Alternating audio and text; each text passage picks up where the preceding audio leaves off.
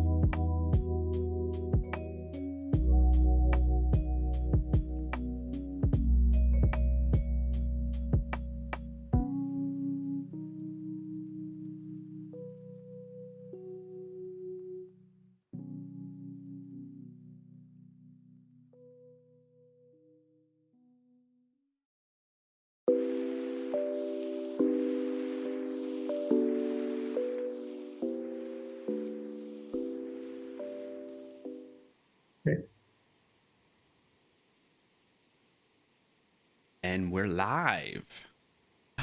Welcome, everybody. How are you doing? Happy Thursday to you all. Welcome to another BuildUpDevs live. I am Brian Clark. I go by Clarkio on the internets. I'm joined by my wonderful co-host over here, Tanish. And I see we have some friends in chat already. Phil Carbo, good morning to you. Thank you for being here. Phil Carbo says, I missed the last couple of streams, so I'm happy to be here. Hey, no worries. We're really happy to have you here whenever you can make it. Hope things are going well by you. So today we're gonna, we're just keeping it low key today, and we're gonna be doing the community Q&A. So if you have any questions or topics that you want to discuss and talk through, let us know. We're also going to do our win of the week. If you're not familiar with what the win of the week is, it's basically about, just trying to share something positive that happened to you this week, something you're grateful for this week, things like that, so that we don't dwell on the negative, and we try to get in that positive mindset. And to be honest with you all, this week I'm struggling a little bit. I'm feeling good right now, but I'm just saying, like, throughout the days, the past couple of days have been just kind of teetering off into the negative mindset kind of thing quite a bit. And so I'm looking forward to today, to just hanging out, talking with people, and kind of flipping that and keeping things positive. So, how are you doing, Danish? How are things by you, man? I'm fine. And there's nothing much happening. Oh, that's some nice coffee you got there. What's that mug? I think we've showed this before, maybe on Instagram Live, but it's not available anymore. But this, one of my cousins from Brazil, he made this. Oh, nice. His illustrations. He used to Very cool. sell this. I don't think I've seen that before. In all the years of our relationship, you've never discussed this mug with me. I have a couple of times. No, I've never seen it. Yes. Lies. It's a lie. You're thinking of somebody else. No. I'm not seeing anyone else, Brian. Just you. Okay. All right. Now that we made it interesting for everybody, good to see you. Coach Sean says hello. All RD9 says hello there. Good to see you as well. MCM Pistachio. Morning. Thank you for being here. Rad Cullen. Good to see you, buddy. Good morning, everyone. Good morning to you as well. So yes, we are live. We are doing the featured chat thing again. Today's topic is community Q&A. If this will let me work, there it goes. Lovely. How's everybody doing? How are you all? How's your week been? What is your win of the week? As always, we like to start off the stream kind of chatting a little bit, warming up, and then we'll get into more of the community Q&A stuff. But if you have questions already that you want us to kind of discuss as a community, please feel free to drop them in the chat already. But as usual, what is your win of the week? So chat, let us know, share it in the chat room, and we'll help celebrate that with you with a little bit of applause.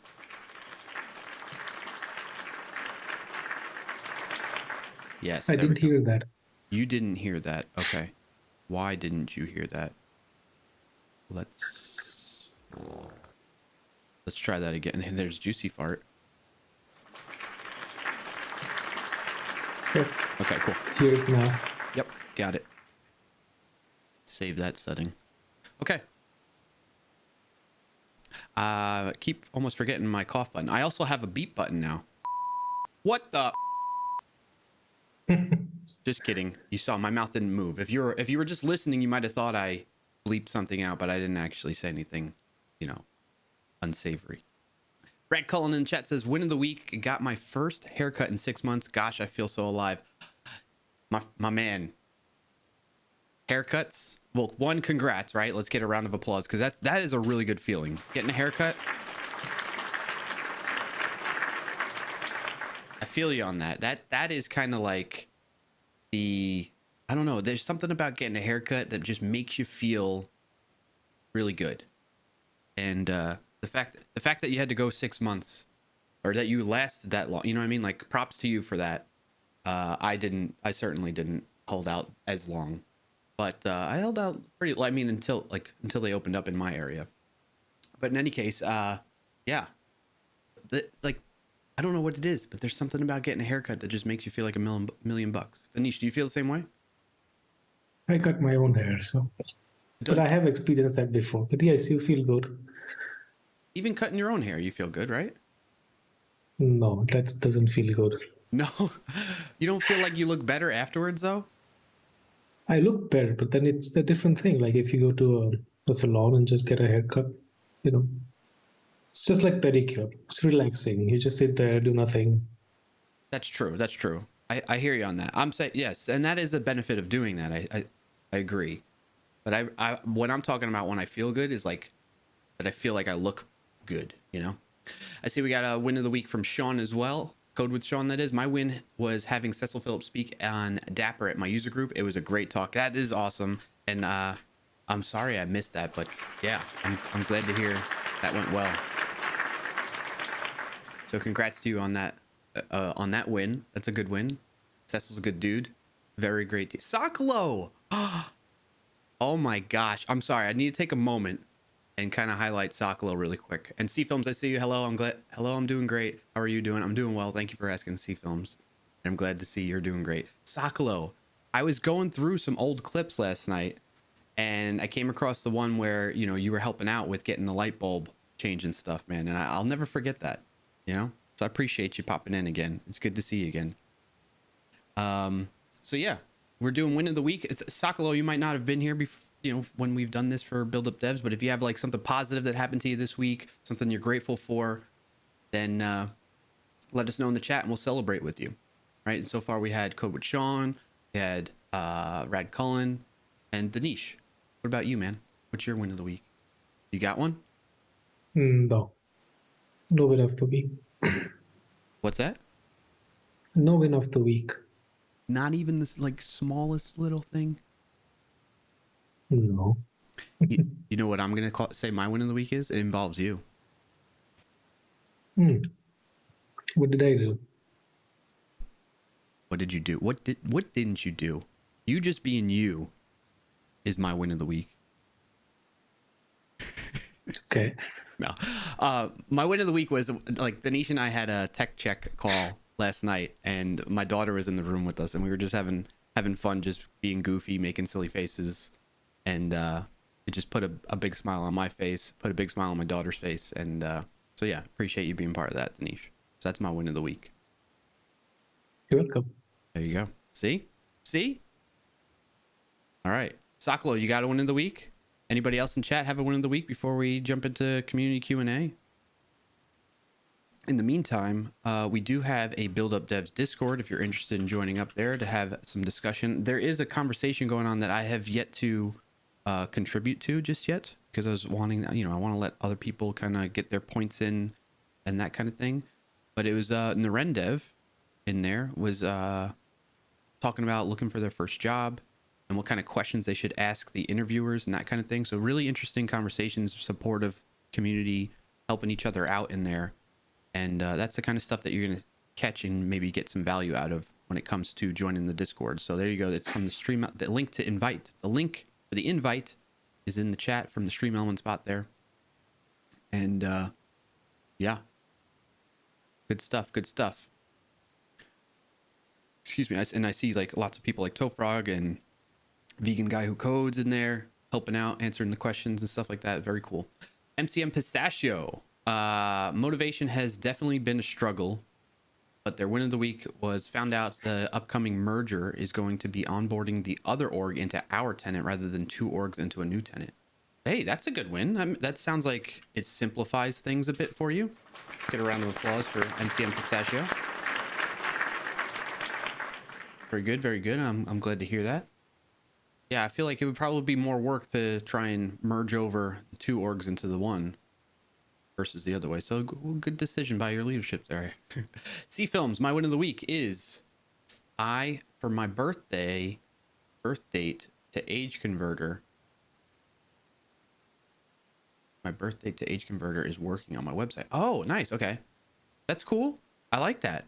Congrats on that. Let's get you a round of applause in chat for that. Get your clap. We can do claps if you don't want to do the round of applause. A little clap emoji. Bam, there you go. I dropped some in the chat so people can copy that if they'd like. Sakalo says, nah, boring week. Highlight was 50% off shoes I bought, LOL. All right, yeah, that works too. Round of applause for Sakalo. 50% off shoes. Going downtown, get the 50% off shoe sale. my friend up here with some new kicks. Yeah. What else we got? Phil Carbo says my win of the week is finishing a custom product builder for WooCommerce. Ooh, okay. Congrats on that. That's cool. What can you, well, if you can. Thank you, audience. We're in front of a live studio audience right now. They're socially distanced 6 feet. Actually, we went even further. We went 12 feet apart in our live studio audience for the show today. And yeah, that's who's clapping for you all. Just so you know, I'm just cueing them with that command of ! Pause. I'm just saying, hey, you know, it's kind of like the big, you ever seen that in like the TV shows and whatever? They have like the live studio audience. There's a big sign that says applause and it just starts lighting up and blinking. That's what that does. That's all. That's all. KVN, I'm assuming maybe that's for Kevin. KVN, thank you for the follow. Appreciate you. MCM Pistachio, thank you for the claps. C-Film says I can a birth date from a database and convert it to an, you can take a birth date from a database and convert it. Okay, I got you. Okay, cool. That's awesome. Congrats on that. And yeah, Phil Carbo, what's this custom product builder for WooCommerce? What's WooCommerce? Is that like your company? Commerce. It's a WordPress plugin for e-commerce. Oh, okay. Nice. WordPress. WooCommerce. Sell online with e-commerce. Nice. Okay. Congrats. That's cool. That's interesting. I had not heard of WooCommerce before. Woo. I like saying it. WooCommerce. Woo. The coffee is kicking in if you can't tell. Mine too. Yours too. Yeah. Maybe by the end of this show, you'll have a win of the week. Probably. You finished your coffee. C-Films says, do shows have live studio audiences anymore or currently? I don't think so right now, C-Films. That's why I was just joshing, just kidding around. Right, ready? Let's cue the audience.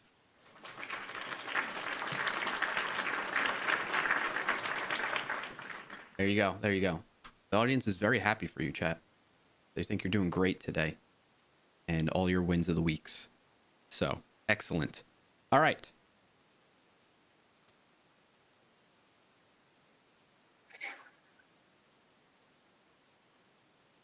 Yes. Oh my God, who the hell cares?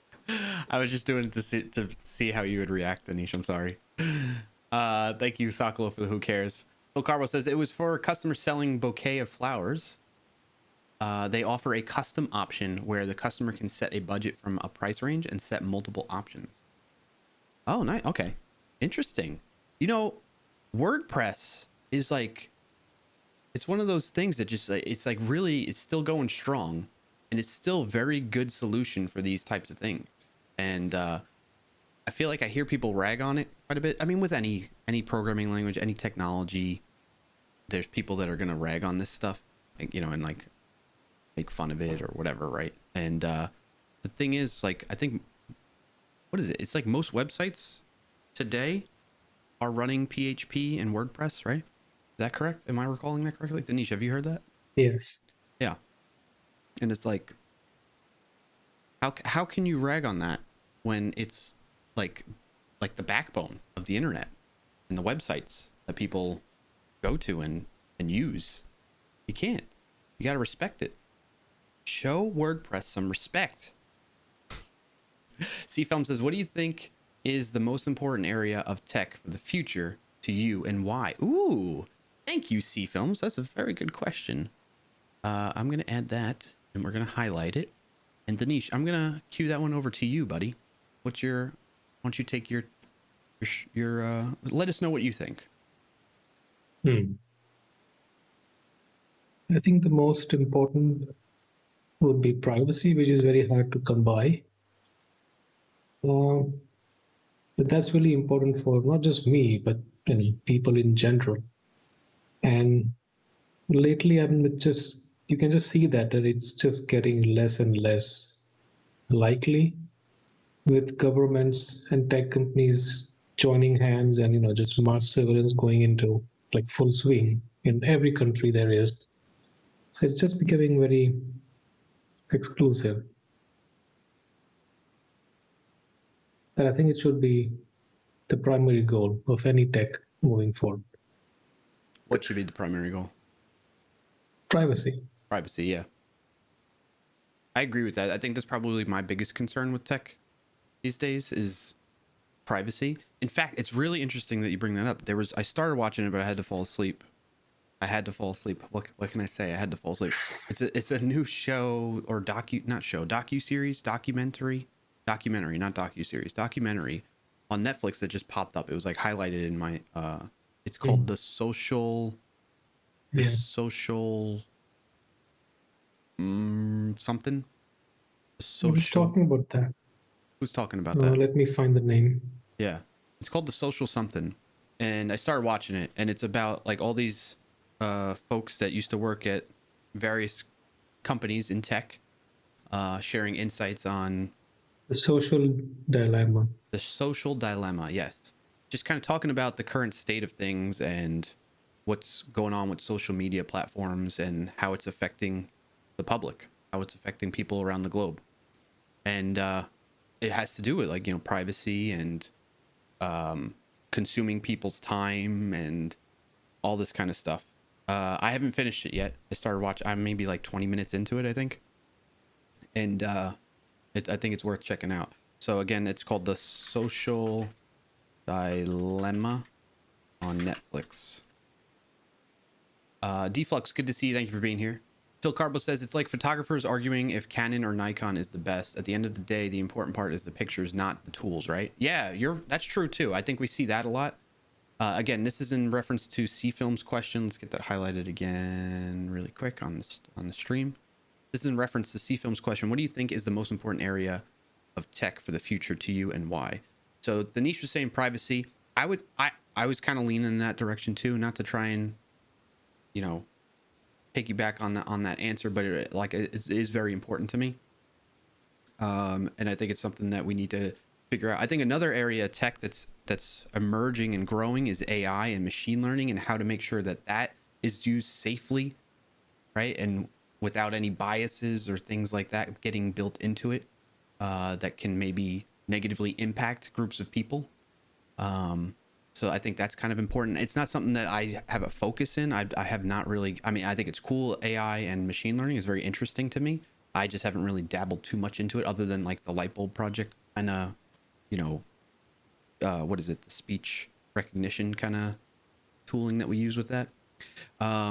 So yeah, I think those are my answers. C-Films, what's your answer to your own question? What do you think is the most important area of tech for the future to you, and why? In chat, if you have answers as well, feel free to share them in chat. I see Deflux got a highlighted message. It's small and medium-sized businesses that have trouble with privacy.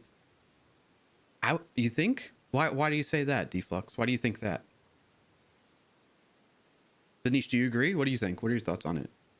I feel like it's all just businesses. trying to understand more context about it. Okay. Like how? Yeah. Red Collins says every generation seems to be getting more and more apathetic toward privacy. Yeah, I am a little bit concerned about that too.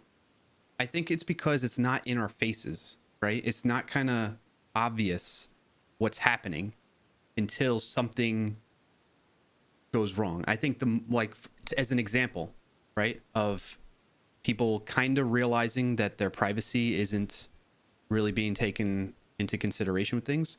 A good example of this is when you feel like you've been talking about a certain thing, like, I don't know, maybe you've been talking about getting a new hat, right, with your coworkers or something. Let's say, pre-COVID kind of situation. You're in your office or something, and you're talking about getting a new hat. Like, you're just, I don't know, that's what you're interested in. And then all of a sudden you start seeing ads for hats, right, on Facebook or social media platform X, and you're like, whoa, what the heck? That's kind of weird, And that right there is a sign that your privacy, not necessarily that somebody's listening into your conversation. There's probably other habits that you've kind of exhibited via your behaviors and activities on social media platforms that led to the algorithms to figure out that you might be interested in hats right now.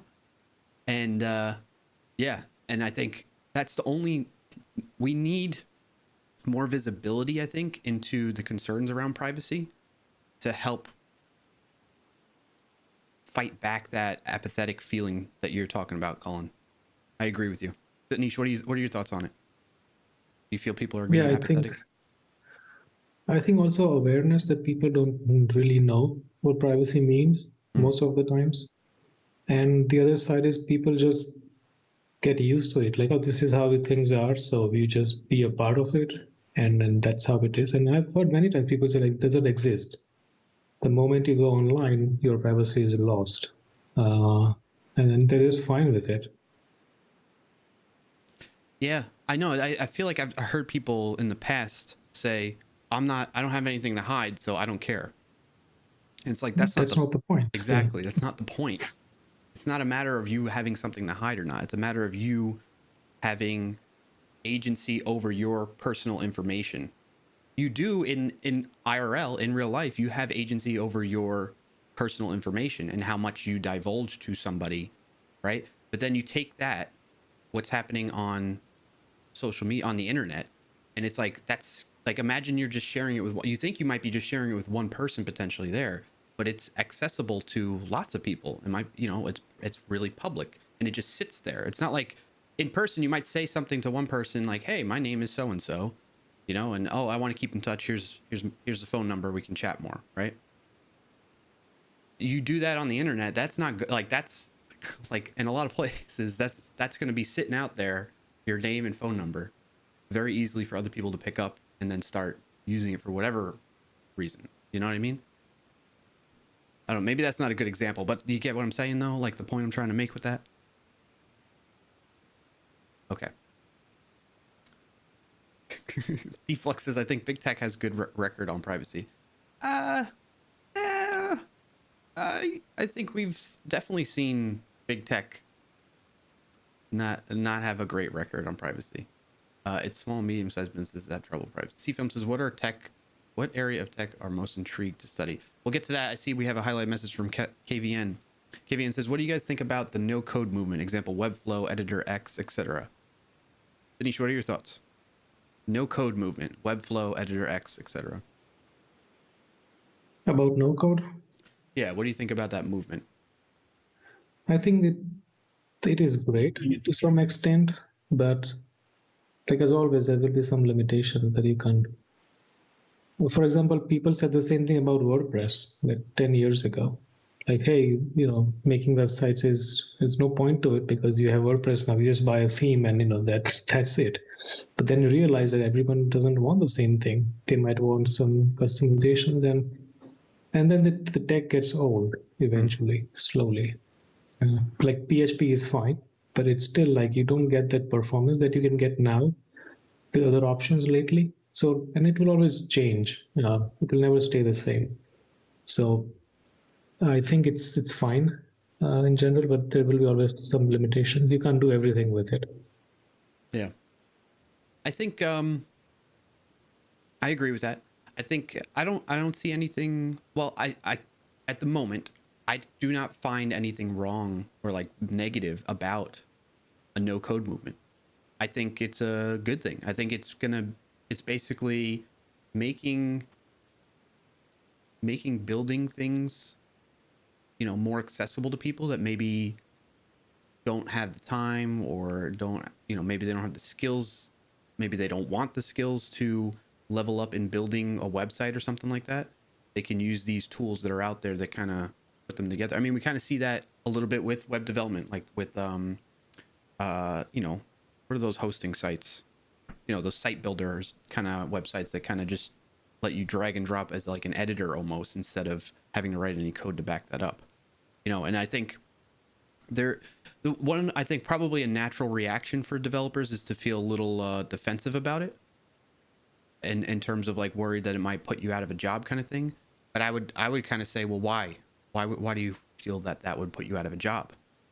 Like, you have the skill set to learn. Like, the industry is so massive in terms of what you can focus on and like specialize in, or not necessarily specialize, but learn and then like contribute and bring value to a company or to your own business, that like you're not like to me, I think it's hard to run out of ideas to stay relevant as a developer versus worrying about being irrelevant, And so things like this that make it easier, more accessible for more people to become like contributing within the industry is not a bad thing in regard to that. What are your thoughts, Anish? Do you feel like, Yeah. you know, I feel like you might have had chats with people in the community where they're worried about, hey, you know, I know this technology, but I feel like it's getting old. Should I go learn new technology X, you know, that kind of thing? It kind of feels like that, right? Sometimes. Yeah. Cool. Phil Carbo says, have you seen The Great Hack on Netflix? Yes. It's a very interesting, Yes. I think it's a documentary as well, right? Yeah.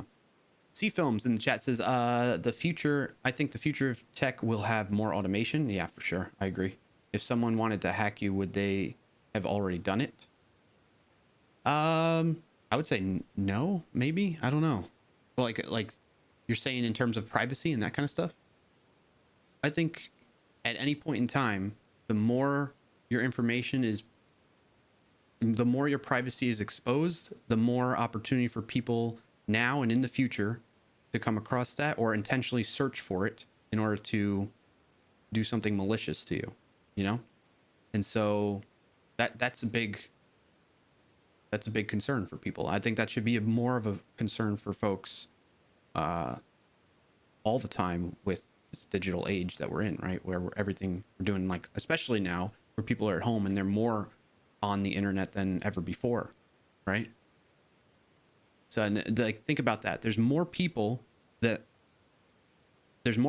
the internet, and of those more people that are on the internet, there's probably a large percentage of them that doesn't fully grasp like what might be happening behind the scenes, which is okay. Like, they shouldn't have to, but not fully grasping what's happening behind the scenes and how their information is being used on all these different sites and things that they're interacting with on the internet.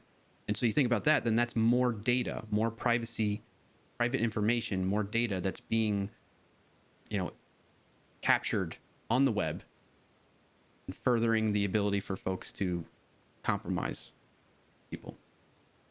You know, I mean, think about like Kit Boga here on Twitch does the whole scammer call things, right? Those folks that like try to call the elderly and take advantage of them, as, you know, not being as, you know, let me finish this thought and then I'm going to go with this other thing that my mind was jumping to with that.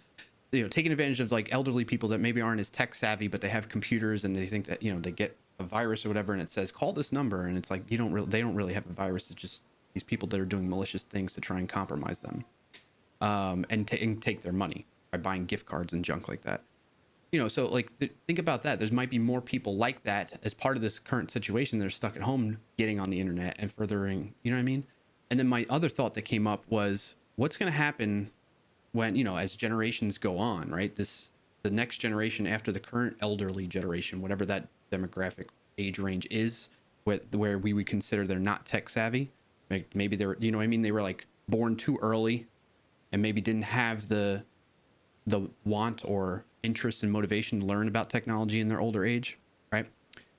As we move on in generations, they're going to be all tech savvy. What's going to happen to these scammers? I think they're just going to naturally, I don't know. What do you like? This is a question I'm posing to everybody here.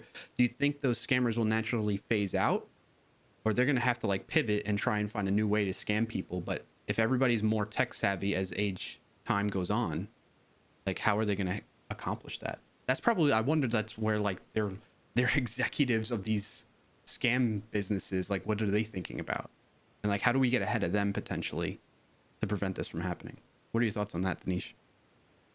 Yeah, I think they always find new ways. I mean, things were different even in the back in the days, and now things are different now. But they all find new ways. Like I've known people who found ways to hack the podcast rating system, and somehow get people the high number of downloads and follows and get them to a high rating, even though they might not be at that place in reality. Yeah. So like, always find ways. Like just like, for example, the security on the phones now. Like no matter how hard Apple tries to cover it up, there's always someone that will jailbreak it in the end. So there are like it's tech. Okay, we can always find them different ways to do things. Yeah. C Films had another question. What area of tech are you most intrigued to study?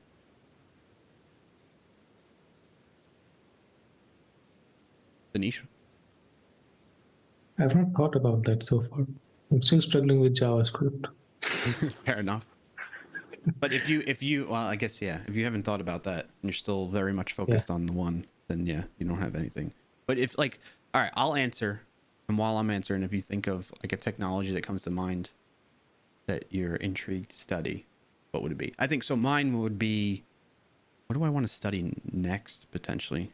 Probably more. I'm kind of intrigued, but I don't see myself ever really getting into it. Like mixed reality, virtual reality, augmented reality. That stuff's really interesting, and I'm intrigued by it. I don't know that I am interested or intrigued enough to, dive deeper into it in the current time, but maybe in the future. So that's where my head's at with that. C Films, what about you? And Danish, did that afford you a chance to think about it?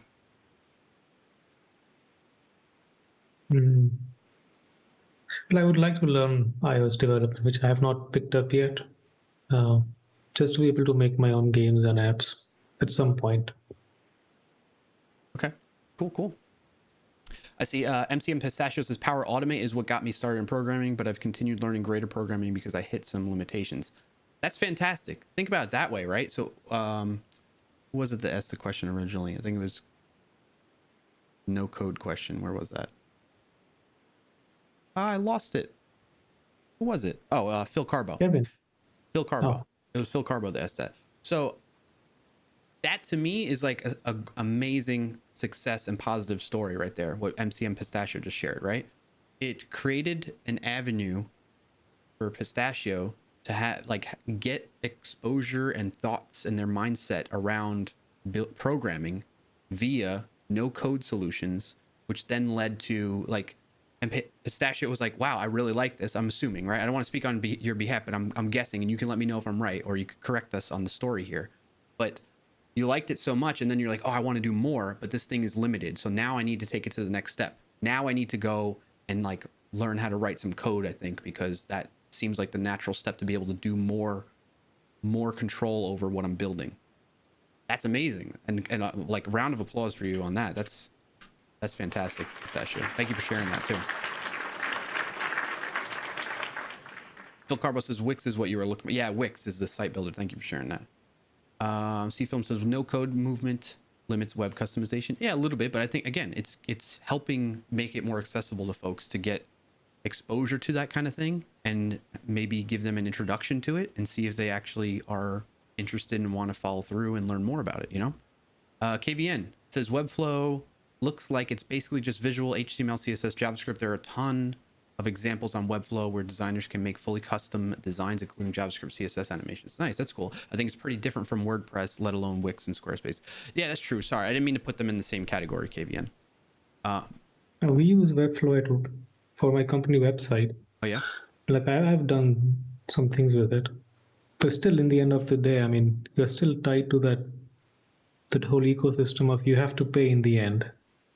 And so as long as you're able to pay for these things, it's fine. But then you have to host on their services, or you can just export all the files and just upload it somewhere else. But still, the point I'm making is that at some point you will hit that wall where you want to do something else, and code that's generated automatically, it's not always the great code as you've seen in the past. It looks fine on the browser, and they do a good job with it, with cross-browser support and everything. But if someone as old as me has used Dreamweaver in the past, who also had the auto code feature back then, you could see most of the code that was generated was garbage. And you could just do a much more better job if you were a developer. So I'm not saying it's a bad thing. I'm just saying that, at some point you will hit that wall with something. Can you describe to folks that maybe aren't understanding, because you're saying it's garbage, but that could be subjective, right? So what are some things that would make the code that's generated from one of these solutions, not so great? Yeah, garbage is not like bad code. I'm just saying that things that you don't need really. So if you see some of the examples, like some of the divs and the spans and everything, and it just like goes back into like old HTML stuff. So if you just start working with the current standard that you have in HTML, you'll see the difference in the codes that there and the code that you can write on your own. Less code, more performant code. And it's not just HTML and all of that. You can also see there was another service called OutSystems, which does the same thing for .NET.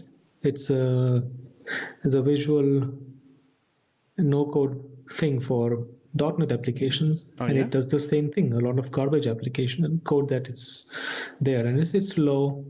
It's not that great, but it's still in some of it has some use cases. So some companies use them for their applications. Yeah, so that's where I originally thought you were going to go with it was, sometimes the code that gets generated is not very, doesn't perform well. Like it might be slow or it won't be as optimized as it possibly can be if somebody were to handwrite it as a developer. Yeah. And I think that's true in a lot of cases. I see Red Column was saying that like it probably about 1 million auto-generated div tags, which potentially could happen. Which then also leads to the other discussion that we've been kind of been a theme of the stream for me since last Friday. I was talking about accessibility, and if you're just using a bunch of div tags, it's really hard for screen readers to kind of navigate through and like share with the visually impaired person that might be using the software to like navigate and read out the web page for your website. If it's all div tags, it's really hard for the tooling to understand it, and making it really hard for somebody to follow along and get to the right area of your website that they need to. So that's something else to consider with these, that as a limitation possibly with these tools that are generating, at least specifically the web devs kind of stuff, right? That are generating website content for you. But yeah, so I guess let's take a step back actually a little bit with this too. And I see there's other messages in the chat. We'll get to those in just a moment. But like, there might be people in the chat that are like, what's Webflow? So yeah, what is that, Nish? Can you share that with us? Like, what does Webflow do? And then you mentioned that there, like at the end, you have to pay. So like, what does that mean? Can you explain that a bit more? Yeah, Webflow is just like if you've seen Wix or Squarespace, but Webflow is something like that on steroids. So they have a lot of options for animations, and it's much more. I think it's not easier because you still need to understand the basics of HTML, CSS to be able to use that. It's not as drag and drop as Squarespace is. But you just get a GUI that you can just like drag and drop the divs and the sections and different elements and start creating your web page. And you just have a visual way of doing animations. It's just as easy as PowerPoint or Keynote if you're used to. So the animations is a bit easier to do, responsive designs that you can easily do. So you have all these tools that are visual than just writing the code in the back. It takes a bit of time. It's not that easy. And the business model they have is you sign up, have one account in which you'll be able to host one website, or you can have a different plan where you just pay on monthly basis. You will be able to create as many websites as you want, but then you can't host it with them. You have to export and then host it somewhere else. So when you have to make any changes, you go back, do it, export, and then send it back. And you can just like increase, like I think we are paying almost $300 a year for the plan that we have, which has hosting plus CMS. If you have something like a blog, so you can have databases as well. Oh, it disappeared. Sorry, I didn't mean to. So yeah, that's Webflow. Okay, cool. Well, thank you for sharing that so that folks in the chat can follow along and understand what we're talking about there. I see T13R. Good to see you. Thank you for being here. Says not enough people will be tech savvy enough for scammers to have to evolve a lot. You think so? You think there's still? Do you think there's younger generations that are not like more. I don't know. Maybe and again, I'm speculating here. I don't know any of it, but like I would, if I were to guess, I would guess that, like, for instance, like my daughter's generation, toddler age, they're growing up in an age where they're kind of like surrounded by technology. And like, I don't know, I feel like that because of that, being raised in that type of environment, that, you know, the current state of things where there's a lot of internet connectivity, a lot of technology around the world, that generations or the next generations are going to be just naturally more aware of technology and more tech savvy. What do you think? What do you think about that, Anish? What are your thoughts on it? Do you think that's going to be potentially be the case, or? I think so. Yeah. Like, even judging the current generation, which are younger than us, I mean, they still have a hard time grasping what privacy means to them. So I think there'll always be some people who'll be left out. Yeah. I see T13 elaborated, saying, I think more people in general will be familiar with computers and software, but social engineering will be easy. That's a good point. Yeah, you know, I think you're absolutely right, because that's kind of what's happening when we talk about and I just heard that, heck, good job. Well done, bot. I think you bring up a good point, T13R, right? Social engineering. Social engineering is about kind of manipulating people, right? Into divulging more information about themselves and tricking them into thinking that it's safe to do so. And then that further compromising them, right? And that's kind of what happens. So those of you that may or may not be familiar with Kit Boga on the platform, I imagine a lot of people are, if you're familiar with Twitch. Kit Boga does this whole thing. I think it started, if I remember the backstory vaguely, it was like his grandmother was like, basically he noticed his grandmother was getting a lot of high volume of phone calls from the scammers that are trying to like get her to get money from her, basically by tricking her into thinking that her computer's compromised and so forth, and getting her on the phone and talking to her for hours to try and, you know, get more information out of her and get her to do things that results in them getting money via gift cards and stuff like that. And it's essentially, it's what's described as social engineering, right? You're socially manipulating and engineering a way to trick somebody else into divulging information that further compromises them, and you get some type of gain out of it, in this case financial. And so that's what we're talking about there. And I think, you know, T13R brings up a good point. Just because people are going to be more tech savvy, potentially more tech savvy as generations move on and they're more familiar with computers and the internet, that doesn't mean that they still can't be compromised via social engineering like that. So, but I would hope, me being the optimistic person that I am, that there might be more awareness as time goes on around social engineering and privacy concerns. At least that's my hope. You know what I mean? It's kind of more of a realistic, right? It's like, I hope for the best, but prepare for the worst kind of thing, right? And I'm hoping that in the future, as generations grow on, they become more tech savvy, they become more aware of these privacy and social engineering concerns. And hopefully that kind of makes these scammers have a harder time pulling off the things that they're trying to do. I don't know. What are your thoughts, Anish? Do you think being that T13R shared that and mentioned the social engineering aspect of this, do you agree? Do you disagree? What do you feel? I agree with that. Because it's still something that happens every now and then. It's getting easier. Like, I saw a video somewhere with that people have made this AI tool that can mimic your voice, and just use that to just call someone from your family, just to and people can't just make they don't know the difference between you and someone else. Yeah. You know, that also has me thinking about the deep fake stuff too, right? Yeah, it's a deepfake audio, and then this deepfake video. You know what's interesting about that though? So I've shared this before, but in case people didn't know, like I'm part of the Microsoft Imagine Cup and mentoring the student teams that are a part of that. And there was a team in this past year's competition. I forget the name of the team, but basically their project was about detecting deep fakes and sharing that with journalists and, you know, news organizations, so that they can make sure they don't go and publicize something that is a deep fake kind of video or something like that, and have a story around it and further perpetuate the problem. And so that kind of gives me hope, at least with that new thing, that there's ways to counteract that. And they seem to be onto something, at least from what I remember. I forget what the name of their team was, but it was about deepfakes. They had such a clever name, a really good. I mean, all the students are impressive with that stuff.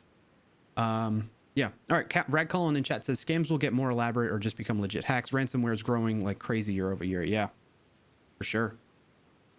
C Films is listing out the years for the different generations that are out there. Yep. Fessy, hey. Says, hello guys, nice joining you today. Hey, thanks for joining us. How are you, Fessy? So folks, if you're just joining us, by the way, welcome to Build Up Devs Live. My name is Brian Clark. I go by Clark Yo. I'm joined by my co-host, The Niche, over here. And Build Up Devs Live is a community that's about building each other up. In particular, we're kind of centered around the development community programming. And so the Build Up Devs community is, we do these lives once a week. And we focus on just getting together. Sometimes we have topics that we focus on. Today, we're just doing a Q&A. We're doing a little bit more laid back kind of show for you, where folks can come in and ask their general questions, and we all discuss and answer them and share our thoughts and input and perspective on these things as a group. And yeah, we're happy to have you here. And the one thing we like to do, again, if you're new to the stream, we like to do what's called Win of the Week. So what is something positive that popped up this week for you? Something you're grateful for, maybe, just to kind of shift your mindset into a more positive area. And I shared earlier, this week has been a little bit not so great for me in terms of my mindset being positive. I've been kind of negative and dwelling on things and just not thinking positively about myself. And so part of the reason we do this is so that we kind of take our minds off of those negative things, to move on, move past them, and just think about what are the good things we got going in our lives right now. And so that's what that's about. And so if you feel comfortable sharing something your win of the week with us in the chat, please feel free to do so, and we'll celebrate with you. We'll give a round of applause and that kind of thing, and have a lot of fun with it. A lot of positive vibes is what we're going for here. So thanks again for joining us, and thank you for being here. And we hope you enjoy. RD9 in chat says, regarding privacy and the hacking subject, one thing I believe, excuse me, one thing I believe most people should know or educate themselves is social engineering. Yep. Since we expose some part of ourselves online, that's where most of the exploit and attacks come. Yep, I agree. Narendev, hey, good to see you. We're doing well, Narendev. By the way, Narendev, I saw your question in the Discord, and I think they're great questions, by the way. And folks that might be interested in joining the community for when we're not live, there's the link to the invite of the Discord server for Build Up Devs. I was pausing to answer some of your questions that you asked in the Discord, Narendev, but if you'd like, we can talk about them today on stream if you want to share. Okay. C-Film says, what programming/coding is the most universal, like a Swiss Army knife? Ooh. Danish, what do you think about that? Great question. Thank you, C-Films, for the question. It's a very tough one. Mm-hmm. I don't know. Maybe C. Maybe C. Everything goes back to it, in a way. Yeah, I could see that for sure. I was gonna say like JavaScript, because of the fact that you can kind of, it's one of the programming languages that has become like kind of universal in terms of like where you can use it. Now, whether it's the best option in all these cases, I don't know. Like, I think that's probably up for debate in terms of like its performance and how well it runs, and if it makes sense to, be using it in these different situations. But to me, in regard to the whole like Swiss Army knife kind of thing, right? I feel like it's up there at least. What do you think, chat? What do you think is the programming language or coding language that is most universal, kind of like a Swiss Army knife? And thank you for your question, C-Films.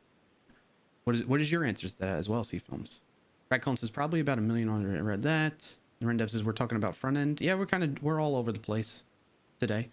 Pistachio says my first Power Automate / apps project tracked credit card receipts and matched them to transactions to the bank, so the expenses could be uploaded to accounting. Now I'm working on a SharePoint plug-in for permissions assignments for documents in a library. Blazor is on the horizon. Nice, that's awesome. That sounds like really, really interesting, cool stuff and fun things that are keeping you excited there, Pistachio. I'm glad to see that. Thank you for sharing it. Sevion says theme of the stream. That's catchy, Clark. Okay. I don't know what I said then. I forget. I'm a little bit behind on chat right now. RD9 answering C-Film's question. It might be JavaScript. You can be a full stack developer only with that language alone. Yeah. C-Films, I want to learn more about data science. That's cool. Peak says it's similar to ORMs. They usually generate inefficient SQL queries. That's a good point too. Talking about, getting back to the subject of website generators or these tools that just generate code for you. Sometimes I think in some cases they're not the most efficient ways of doing things. But again, I think it's beneficial to make the industry more accessible to folks. And Pistachio shared their story that is a case in point with that. I mean, it's not for everybody though, right? Not necessarily. T13 says, I think more people in general will be familiar with computers and software in general. But yep, we read that. Robert Tables, good to see you, buddy. Thank you for being here. Phil Carbo says, on hacking, if you had to choose only one account to increase the security on, you should always start with your email account. Yep. If a hacker has access to your email account, he can find your subscriptions to other sites. Then in most cases, he or she can simply go to those websites, enter your email address, and request a password. Yep, for sure. That's why I recommend people go, what is this? Have I been pwned?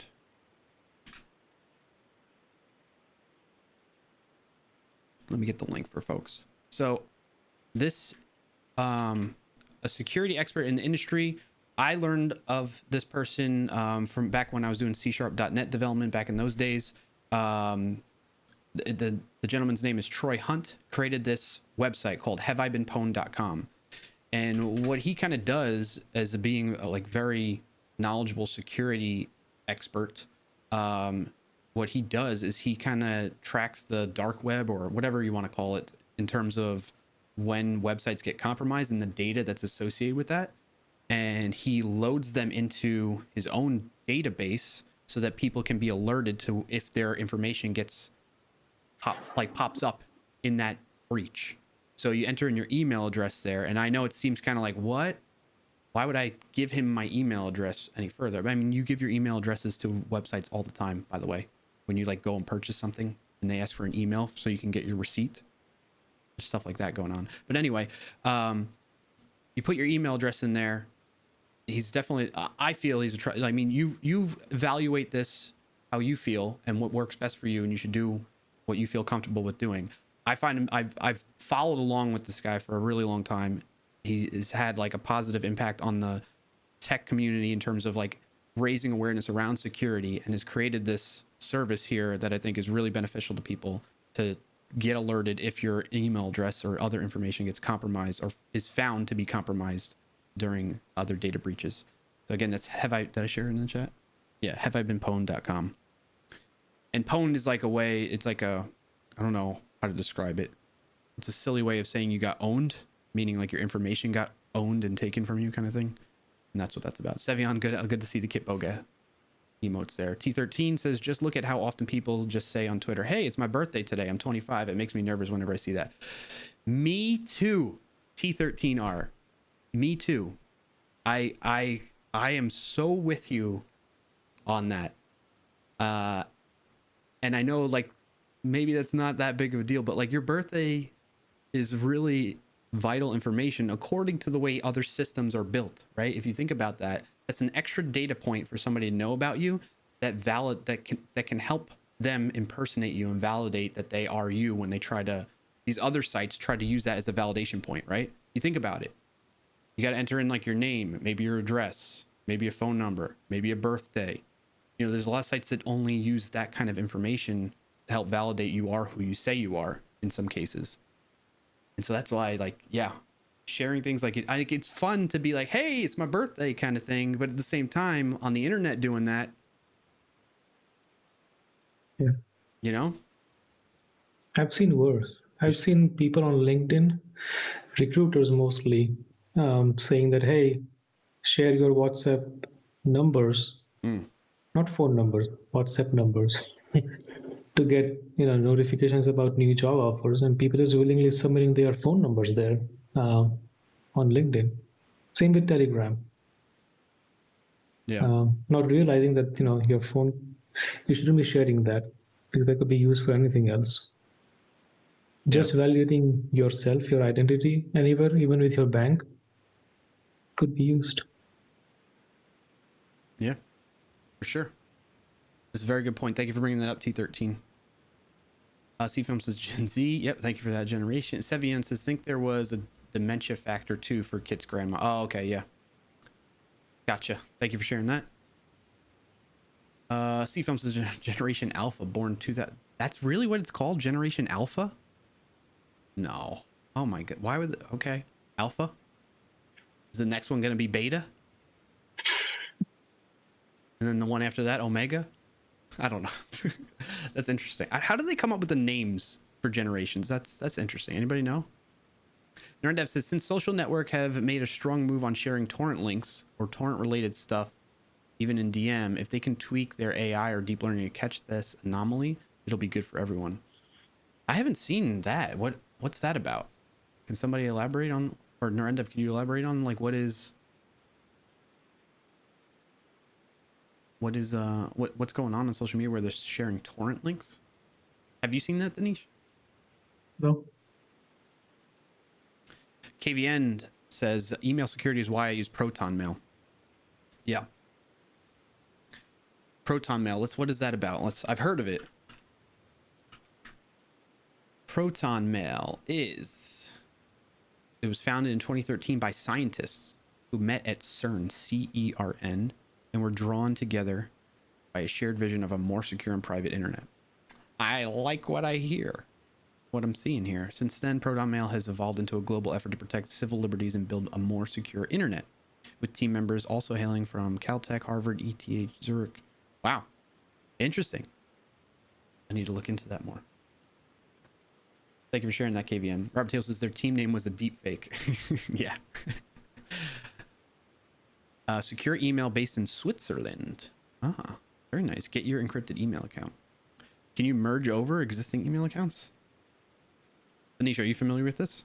Proton Mail? Yeah, I've heard of, but I'm not using it because I'm already paying for iCloud. So I'm using my iCloud as my secure email for everything I do online. And I just moved away from Gmail for shopping, flight tickets, whatever, all those things. It's only for spam and newsletters. Nice. Okay.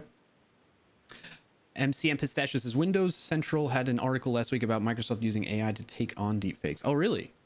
If you got the link, feel free to drop it in the chat, Pistachio. NerdDev says not so great things are on the brighter blooming end, just not bloomed it.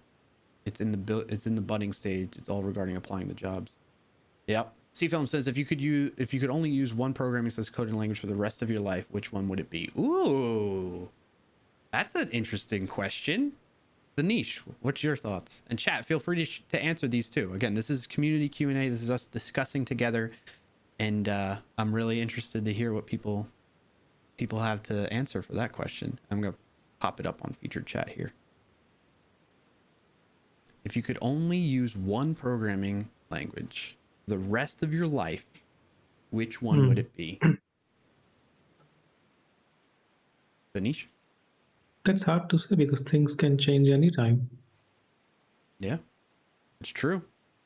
It's not like you're going to be held accountable to this or anything like that, but like if that was the situation where you had and this is not really a situation, so be very clear to everybody, you don't have to pick a programming language and stick with it the rest of your life. Feel free to jump to learn other technologies and other programming languages. But hypothetically speaking, if there was only one you could use for the rest of your life, which one would it be? C. C? Why? It's that everything goes back to C. Okay. I will just stick to that one. Everything goes back to assembly. Everything goes back to ones and zeros. Yes, they could try typing ones and zeros. That's I choose binary code. That's my answer. Final answer.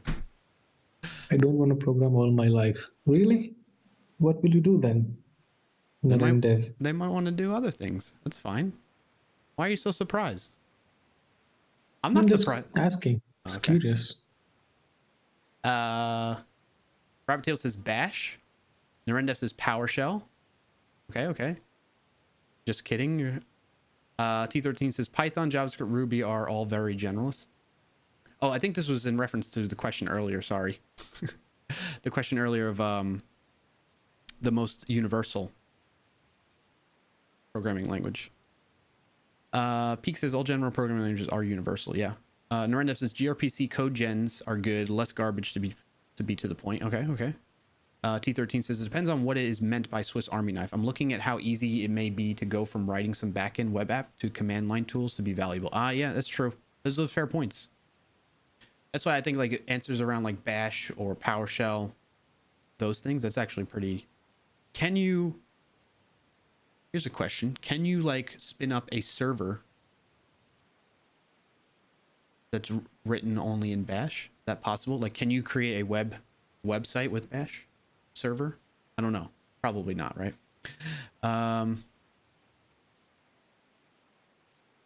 I see the highlight message from Robert Tables. I would stick with a butterfly flapping its wings, disrupting air currents, producing static electricity that writes to a disk.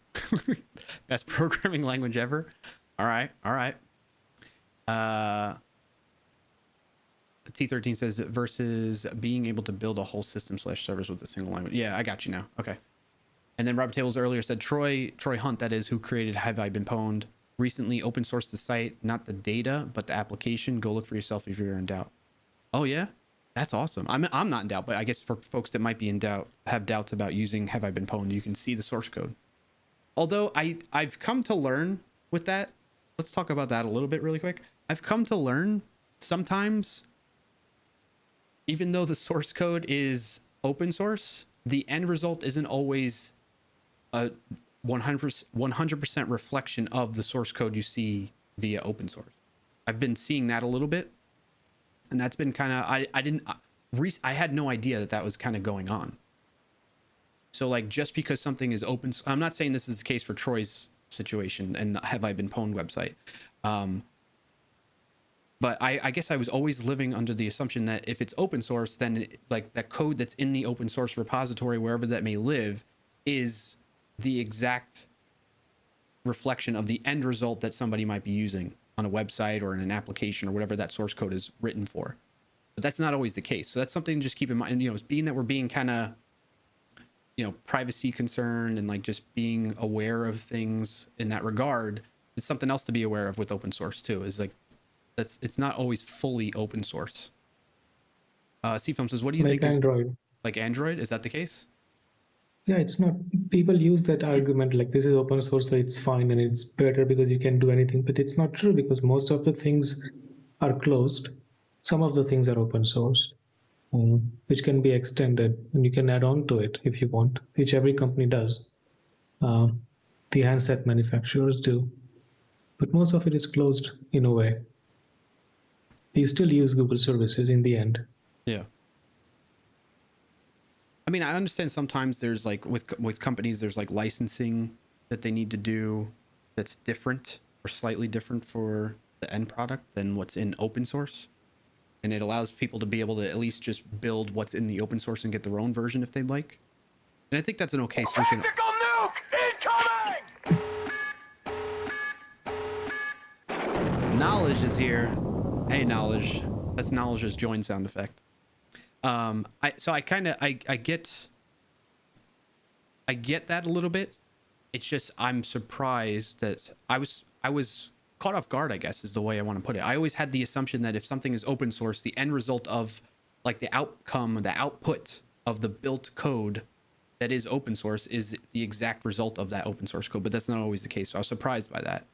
And yeah, so I'm still learning about it, but I want to at least share that with people, that that's something I recently learned that is a common practice, I think, in a lot of open source projects that we see out there. T13 says Troy Hunt has been trying to make this a real business, the Have I Been Pwned solution. In what way though? Like, not, I assume in a good way, right? To help support it. But I know like it's been a while since I've checked it out. Have I Been Pwned? But I think like it's basically you just kind of donate him a cup of coffee kind of thing to help support him, or like there's various levels of showing your support for Troy via the website. Did he change that up, T13? Full Stack, hello, happy Thursday to you as well, Full Stack. What's your win of the week? Eternal Dev Coder, same to you. How's it going? It's going well. Thank you for asking. How are you? And what's your win of the week? Let us know in the chat and we'll celebrate with you. C-Film says, if you could only use one part, we read that. NarenDev says, you cannot share the term 1337X in IG messages or in any Facebook related. Really? Why? What does that do? Fullstack says, CERN, huh? Product name checks out. NarenDev says, Clarkio, I use Proton Mail for my science related talking stuffs. Bio nerd here. Nice. Okay. That's cool. That's cool. T13's talking to KVN. Pistachio shared the link. Let me on MSN link, paste and go. That's not what? It's not the right link.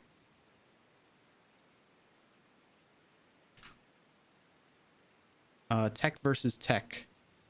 Capital T, lowercase t. Microsoft battles deep fake content with Azure and AI. Oh, this is back. Oh, this is a couple days ago. It was 8 days ago. Microsoft announced several pieces of technology to battle deepfake content. Deepfake content can make it appear as if a person said or did something that they never did or said. Deepfake content can be dangerous, especially as the US election approaches. Interesting. I didn't know Microsoft was doing that. That's cool. All right. Thank you for sharing that, Pistachio. Eternal Dev Coder says C#. Juan, good to see you, Juan. Juan, how's that app coming? How's that app coming along? We're holding you accountable, buddy. Hope it's going well. Hope it's going well. NarenDev says PowerShell. Good to see you, Juan. Peak says, for the rest of my life, I want to stop programming before I die. Fair enough. Is that who you were responding to earlier at the niche? Peak? No, not in that. Oh, Narendra. Okay, gotcha. Pac-Man, hey buddy, good to see you. Pac-Man says JavaScript. Not that I love it, but because it seems to be everlasting, non-dying language. All rest seem to go away.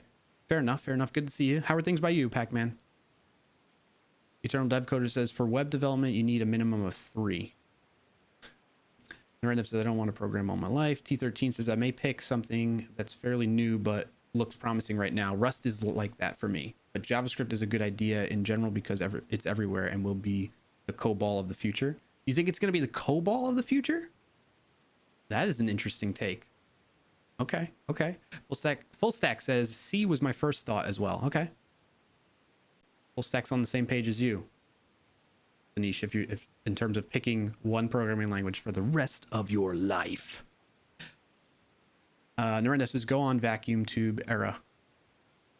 Go on vacuum tube era. I don't know if I've what was that in reference to? I forget. I'm about 7 minutes behind in chat. Sorry. Robert Taylor says I would stick with I read that. How poetic. Buttered. What? Butter? What? Buttert. Buttert. What were you trying to say there, Full Stack Live? Robert Till says, I'm a fan of chaotically neutrally typed languages. All right. Well put. Well put. Phil Carbo says, or wings. Closed equals 0, wings open equals 1. It's called birdary coding. But oh wait, I have a sound for that. There we go. XKCD reference from Robert Tables. Copy that. Oh, yes. Nano, real programmers use Emacs. Hey, real programmers use Vim. Well, real programmers use ED. Are these? No, they're making this up now. No, real programmers use CAT. Real programmers use a magnetized needle and a steady hand. So these are all different, like, you can click on the XKCD link 378 from, I'll share it again. This is Robert Table shared it, and that's what this Robert Table's answer was in reference to. It's kind of all these programmers that come in and try to describe what real programmers are, which is like very fitting for their own perspective, right? In a lot of cases. Full Stack Live says my win of the week is reaching 40 words per minute typing in Colmac layout. Okay. Finally, I can talk with you again, albeit with errors like above. No, all right, no worries. Now I understand why it was. Yeah, okay, you meant butterfly, not buttert. Buttert. It's like a different type of butter. It's called buttert. But that's cool. Congrats on that. Let's get a round of applause for Full Stack Live. We have a live studio audience. They're very happy with you. Full Stack Live. Well done. Well done. C-Films is what programming language have you had the hardest time learning and why? Did you give it up on understanding it? All right, we'll catch up on that. I appreciate all these good questions, C-Films. Knowledge says, my cover was blown. Yes. I don't think proprietary built open source software is a super common pattern. You don't think so? I feel like I'm seeing it more and more. Fireworks, C-Films, all of them. Yes. T13 says, Clarky, about Troy Hunt. Yes, in a good way. Not sure exactly how he just had a post about... Not sure exactly how he just had a post about going full-time on it. Okay, got you. Very good. Thank you for sharing that.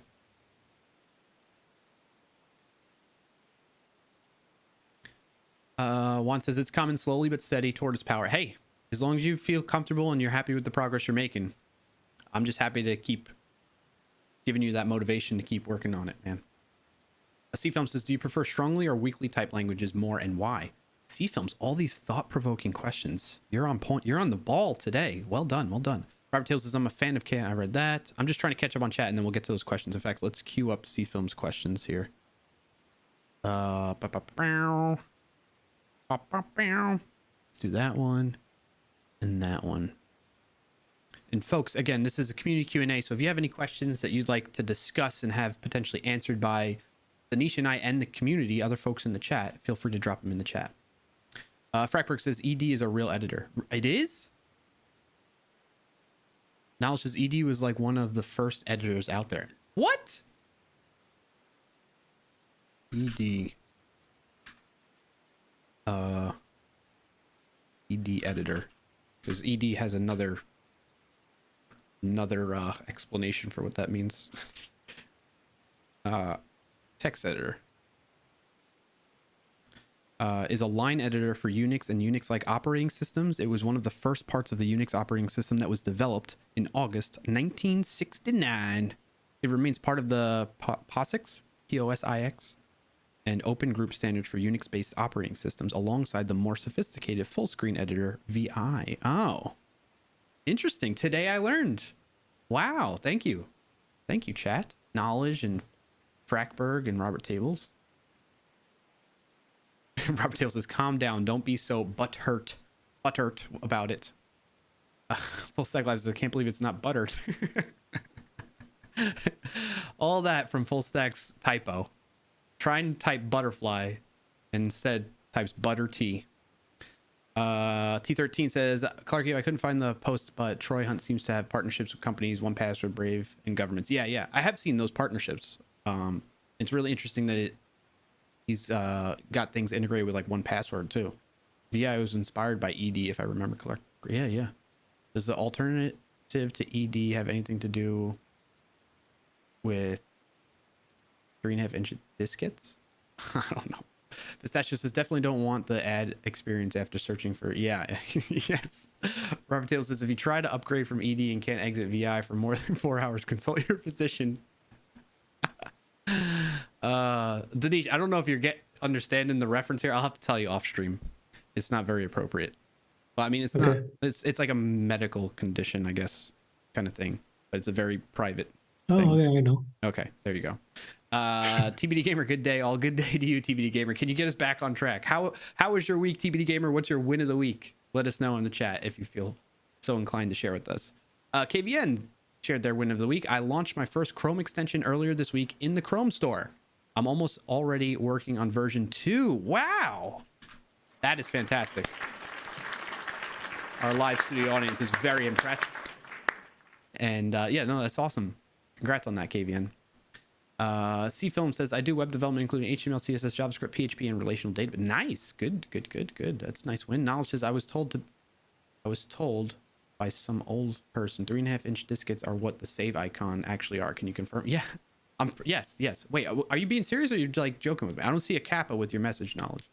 But yes, that save icon is the 3.5-inch floppy disk. There was also what, 5.25 inch?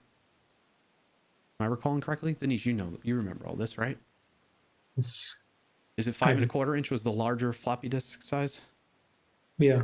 Yeah. The thin one, paper one. I remember plugging those in while I was in grade school. I think it was like elementary school. And like playing Oregon Trail. Or 8? Was there 8.1? You just said the joke. I never used the 8. Was that a joke? No, I don't get the joke. It's going way over my head, so it is what it is. C-Film says, what do you think is more of the future, mobile apps or websites? I think both.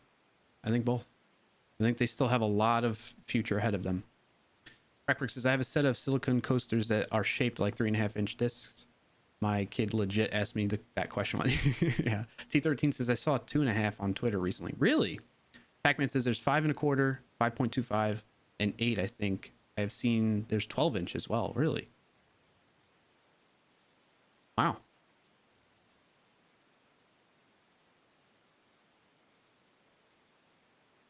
Oh, Knowledge just pinged me. I see what you're doing there. Little innuendos. You got me. Okay, fair enough. Narendevs. Oh, I gotta be careful, I guess. Narendevs has got to go now. Dinner time. All right, Narendev. Thank you so much for being here. Have a good rest of your Thursday. See you all in Discord. All right, Narendev. Rob Tail says another streamer made me a tiny pink floppy disk and wrote Win95 on it. Nice. I think I remember seeing that. Robert Tails. Frackberg says, remember when zip disks were going to save the world?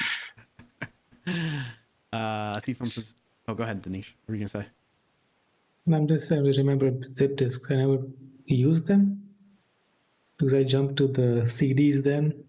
I did write a lot of CDs and DVDs as to backup. That was the way. Did you ever burn your mixtapes? So you say mixtape, right? Because that typically would be like an actual physical cassette tape. Yeah. But back in my day, we were burning CDs for mixtapes. There was this guy in my high school that like created the best hip hop and rap mixtapes that he would then distribute to friends. And yeah, he became known as the guy to go to get like the hottest new hip hop and rap songs. It was fantastic. Yeah. Pac-Man says, remember when Visual Studio Code came on 75 discs? I don't remember. Well, I think you're exaggerating because I do remember it coming on like at least 5 CDs. And then there was like thick textbooks like on the subjects too. C-Film says VHS Betamax. Yeah. Crackback says, I still have my first thumb drive. It was 256 megabytes and I was amazed by it. Tapes do play music, C-Films, yes. T13 says the best is actual mixtapes made of songs recorded off the radio. Oh, really? Like they just like hold a microphone up to the speaker or something? Really? Was that a thing back in the day? You could do that. If you had one of those sound systems that could use radio as the input, you just put the blank tape and just record the tracks. Pac-Man says, I'm serious. 75 3.5-inch discs before CD-ROMs. Oh, okay. Yeah, that was before me then. Wow. I didn't know Imagine that. installing that. 75 times would be just... You'd be like, all right, 9 a.m. Got a sip of coffee. All right, disc 1. And that takes out, step through the wizard. Okay, keep installing. Now insert disc 2 an hour later. And it takes like 2 weeks to finish installing. Robert Taylor says that's how I installed Windows 95. Wow. Okay. We're going back in time, folks.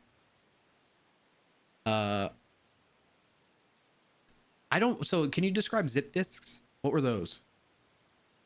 I don't think I remember those. Anish. They were slightly larger than floppy disks, but they could do like 100 megabytes and a bit more, I think. Zip drives. Phil Carbo says best game ever is Dune 2. 1.44 megabyte floppy disks. Really? Well, you saying Dune made me think of Doom or Duke Nukem. Remember Duke Nukem? I didn't have that game, but my uncle had it, and I remember being like blown away by like the graphics of it and like being able to like walk through a virtual world, and I was like hooked. I was hooked. I think that was like my first person shooter game I ever played. You can play it now. I know, yeah, right? You can play it like on the web now, I think, right? Yeah, on the web. or just download the application, DOSBox. Robert Teal says, on my Gateway computer, remember their boxes were colored like cows? Yes. Do you remember the commercials too? Do you remember? So in that same era, I think it was it's a Dell, dude. Remember Dell computers in those commercials? All right, well, here's a question. What was your first computer? Like your first, Mine? yeah, your first brand computer back in the day. Oh, it wasn't a brand. I think it was an assembled one. Someone else did it. I had no idea of anything back then. And I just used it the way it was. Pentium 4, I think. Okay. 512 megabytes of RAM. Came with Windows XP that time. I don't remember the specs on mine, but I know it was a Packard Bell, which I think later got absorbed by HP, right? Or turned into that. Also, a close family friend had an IBM, and I used their computer quite a bit.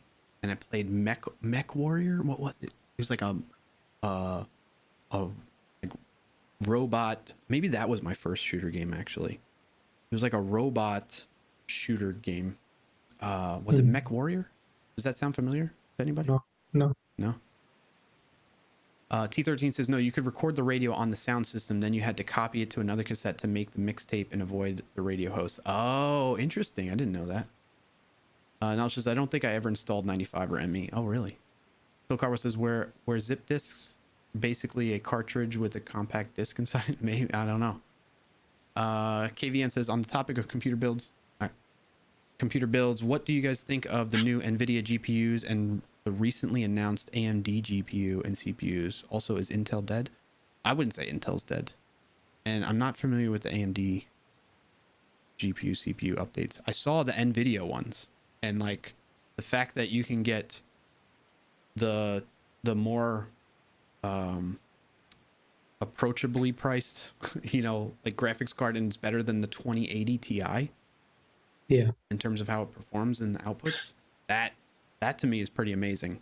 Like that's a huge leap in progress of that technology, What are your thoughts, Dinesh?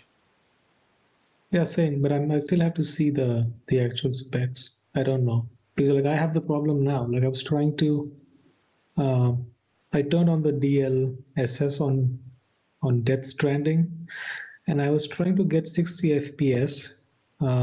And they have a demo video on their websites that says they're using 2060 and getting 4K 60 FPS. And I have a 2070 Super, and I can't get past 30 frames per second, even at like 1080. I'm like, this doesn't make sense. Like, how is it not happening for me? Yeah. I feel So like I wouldn't something's just misconfigured for you with the game, though. Like something's wrong there. I solved it. I just uninstalled the game altogether. I'm not playing it anymore. That's one way to approach the solution. Yeah. Okay. But I don't think it's any misconfiguration. Like all the other games are fine. Yeah. No, just this one. Gotcha. Anybody else in chat? What are your thoughts on KVN's question? The new NVIDIA GPUs, AMD GPU and CPUs, and what are your thoughts on Intel? Answering the previous question. Well, so one, Runaway Ben says, dude, you're getting a Dell? Yeah. Remember those commercials? Those are funny. Barbtail says, we should change the stream titles to Community Pepperidge Farm members. Why? I think I missed that reference is going over my head too. Sorry. Pac-Man says, compact 486. Nice. And Robert Taylor says, I'm a PC. I'm a Mac. I'm annoyed. Knowledge is my own personal computer or one available to me. Oh, that's a good point you bring up. So what I was thinking was my own personal computer that my parents had gotten, and then like I said, a family friend had an IBM. We had a Packard Bell. But my first one that that was available to me was via school, and I think those were, I don't remember what, I think they were Apple. They were like some Apple version of the Apple computers. Because I remember the Mac. I remember it was the Mac OS or Macintosh. It was the full name then, right? Macintosh. Breakfast says Wang 386 with an 11-inch color monitor. Then we upgraded to a Packard Bell 486-66DX. Nice. Okay. T-Film says, I remember Mac computer and then Gateway computer. Okay. Locarpo says first one was a 486. A lot of 486, 386. From the Answers. 90s. Yeah. T13 says mine was an Andreas, which were similar to Commodores. I believe 128 KB of RAM, question mark, and no hard drive, loading things off cassettes. Wow. Mech Warrior, absolutely. You do. Okay, I wasn't wrong. Mech Warrior. How did I remember that? I have the worst memory, but somehow I remembered Mech Warrior. Thank you for confirming that, Runaway Ben. That was a fun game. It was like, again, another mind-blowing experience. Although that one had better graphics, I think, than Duke Nukem. Now it says, I think my own first computer was an XP Dell laptop. Okay, fair enough, fair enough. Breckberg says my first Windows was 3.11. It had networking. Ooh, you had networking? Wow. Oh, and then T13 says correction. Amstrad. .com says I think Compaq became HP, but Packard Bell went away. Oh, okay. Good to see you, .com. What's your win of the week? C-Films, do you prefer PC or Mac more and why? I don't really have a strong preference. I don't. Jumping back and forth, each of them have their own pros and cons. Yeah. Breckberg says HP bought Compaq. I bought a Compaq laptop because I didn't want an HP. C-Film says, do you prefer, we've read that, or Linux? Oh, you add Linux in there? I haven't tried. I need to give Linux a more of a try. .com says E-Machines and Gateway 2000 were all the yeah, E-Machines. Oh my gosh, I forgot about that. Pac-Man says first available and parents got me was an Apple IIe. First one I purchased myself was 486. Okay, nice. Full Stack says I'll have to get a 3090. Alacrity is GPU accelerated fastest terminal ever. Really? Okay. So that's what I'm wondering. Like, let's getting back onto KVN's question about the NVIDIA GPU announcements. Do people feel like with the fact that the middle tier or the lower tier of that new series, the 3000 series graphics cards that they're putting out, the fact that that is better at half the price or like a third of the price of the 2080 Ti in terms of like its output and performance, is there a need for folks? Is there a need? Like what are some of the use cases to go to the like 3090 then, Or is that just like if you want to like really future proof your computer, you go 3090 so that if NVIDIA comes out with the 4000 series graphics cards, right? Then you don't feel like you're getting left behind. Is that kind of like the thought around it? What do you think? I think different needs. For example, many people use it for 3D and video editing as well. So 3090 would be a lot better than the other ones for them. But I mean, I don't think there is any point to future-proof anything because again, the prices and everything just goes down so fast and things advance so quickly. Like there's no point in planning anything like at least 4 years ahead of time. Yeah. You just end up buying something else like after 2 years. For sure. Phil Carbo says my next one might very well be a System 76 laptop. Ooh, okay. Actually, that got me thinking and getting back to the privacy topic. There is a, I forget the name. I have it bookmarked, but it's been a while since I looked at it.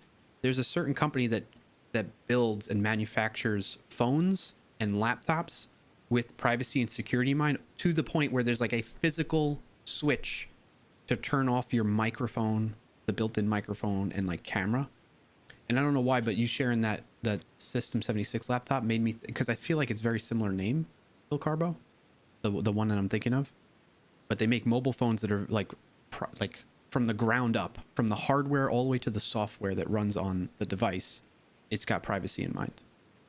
So it's like a really good solution to some of the stuff we were talking about earlier. If you want to go to that extent, I imagine there's probably some limitations with it, right? In terms of compatibility with things and being able to work with them.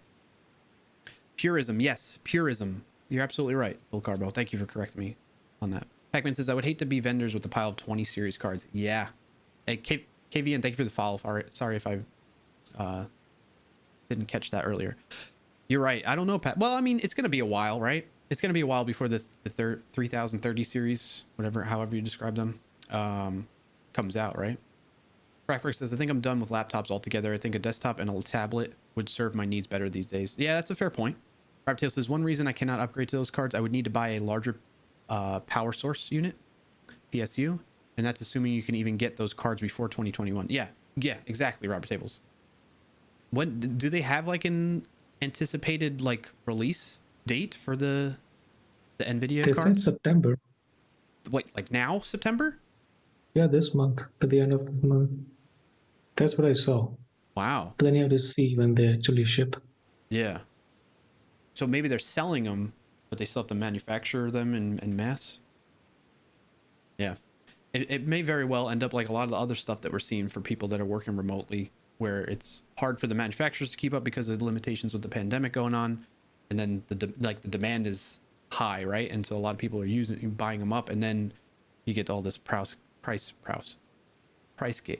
Hey, Toefrog, thank you, man, for the 15 months. Already 15 months. Wow, yeah. It's good to see. How are you? What's your win of the week, Toefrog? And thanks again. Brad Cullen says, I think I'll need a new PSU if I upgraded to the 3000 series. What does it need to support? Like what wattage do you need in your power source to support that series? Cullen says, Merp, me and Robert Table's in the same boat. Yeah, KVN says, not only are the new NVIDIA GPUs insane deals, but the next-gen Xboxes have their GPUs at a fraction of the price. The Xbox Series S is $299. It makes me question why I even built a custom PC sometimes. Yeah, I mean, I kind of feel you on that, but at the same time, I'm like, it depends. I think it really depends on what you, in terms of, because again, let's say you're talking specifically about gaming now, right? If you're bringing up a gaming console like Xbox and the price point of that versus a computer. And I would say if you prefer playing on, like turtles. I like turtles too, Toefrog. I would say if you're considering, if you prefer playing on a controller and that's your way of going about things, then maybe going console is probably your best bet. But if you enjoy playing with keyboard and mouse on games, then, or you want to be able to switch, like that's what I really find nice playing games on a PC or a computer, is I could switch for certain, like I play Fall Guys, for instance, with an Xbox controller hooked up via USB. And then other games I play with the keyboard and mouse. So you have that flexibility. So I think, I mean, I feel you, but I feel like it's also like based on preference of what you would like with that. C-Film says, how long you had your... FPS. And FPS. Yeah, that's a good point too. Well, I guess, can you elaborate on that a bit more, Danish? What do you mean? Yeah, like you can go up to like 240 frames per second if you want on a PC. I think the consoles don't give you that. Maybe at best you get like 60. I don't have, like I have a PS4, but I've not played any games on that.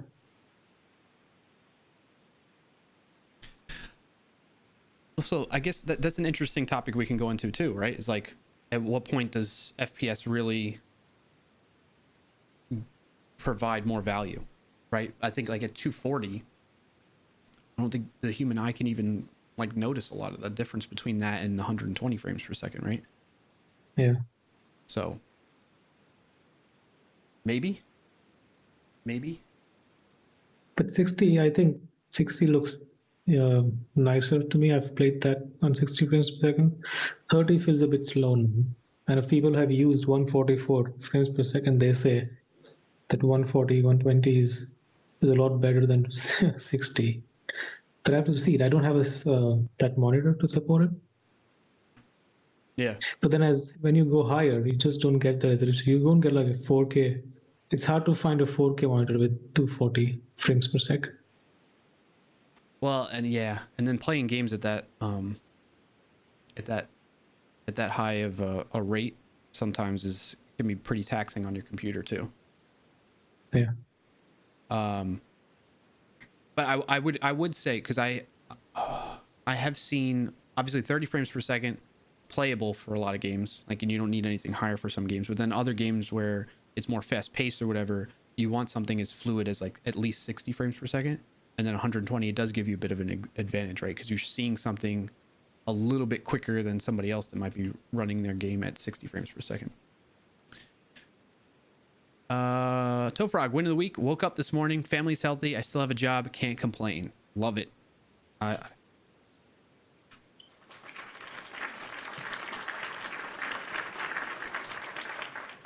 Sorry, I'm a bit distracted. So my daughter's at daycare, so I have the door open. And Max, my dog Max, who rarely makes an appearance in the office here, decided to come in here. Oh, he's gone. I thought he was like laying down under my desk. All right, we're gonna start wrap. Oh my gosh, I didn't realize what time it was. Oh, there he is. He's back. I don't have a camera that's hooked up and ready to roll right now that can get him for you. All right, let's catch up on chat a little bit more, and then I'm gonna have to call it because it's getting a little. We're going. We want. I know. I know. I'm sorry. You can pet Max with the command !PETM, or you can pet Bauer PETB. They're saying 750 minimum, I think, for the power source. Okay, thanks for sharing that. Right, Colin. Tilfrox, I got that. One of the week. Console games are 30 frames per second. They're not 60 frames per second yet? Really? KVN says the next gen consoles are all running 120 FPS. Okay, at 1440p. Nice. Or 4K. If it's the Series X or Xbox or PlayStation 5. But yeah, I agree. It's keyboard and mouse versus controller only. Yeah. Depends on what you want. Yeah. Steve 420 no scope. Where did Noah put all the bees in his ark? In the archives. Nice. Good dad joke. Thank you, Steve. We want Max. No. Good doggos. Yes. Okay, I'm all caught up on chat. My other win today. All right. So that, unless Danish, do you have anything else? No. No? We're good? Yes? Yes. Yes. Yes. What the? Yes. All right. That's about it for today, folks. Thank you for joining us for another Build Up Devs Live, this community Q&A edition. We will be back next Thursday, same place, same time, twitch.tv/Clarkio, 10 a.m. Eastern, 7 a.m. Pacific, and 11, 12, 1, 2 UTC, 2 p.m. UTC or something like that. Yes? Yeah. Okay. Time zone math. Fart. Sakalo, you're still there. It's good to see you. All right, folks. What's up, Danish? If you want to get in touch with us, okay, thank you for suggestion for the raid. Yes, no problem, Peaks. Peak says thanks for the stream. Thank you for being here. Thank you for being part of the conversation. We do this every Thursday. Sometimes we have different topics. A lot of times we plug in these community Q&A sessions where we don't have necessarily a specific topic to focus on, but we always will have something going on whenever we can, barring any exceptions for scheduling, stuff like that. Rad Cullen says, good seeing you guys. Have a good day, everyone. You too, Rad Cullen. If you want to get in touch with us or keep in touch offline, be sure to check out the Build Up Devs Discord.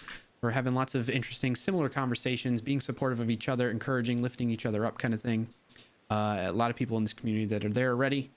You can join in through that invite from the Stream Element spot. If you want to get in touch with Danish on social media, bam, there's his music. I was thinking in my head, I need to play the music that we're leaving, which is starting up now.